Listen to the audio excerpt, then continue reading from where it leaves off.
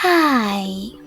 In front of me is VIVO X90 Pro, and today I would like to show you how you can operate split screen view on this device.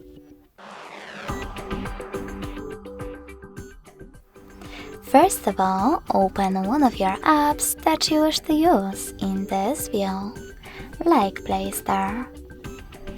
Then access background apps. In order to do that with trickiest navigation, tap on this button with 3 lines. Now click on the icon of your app and choose split screen. Then select any other one, like albums. As you can see, finally, I can use both of them at the same time. If you wish to go back from this mode, drag the first app upwards or downwards and select Home button. You can also open one of your apps and go into Tab menu instead.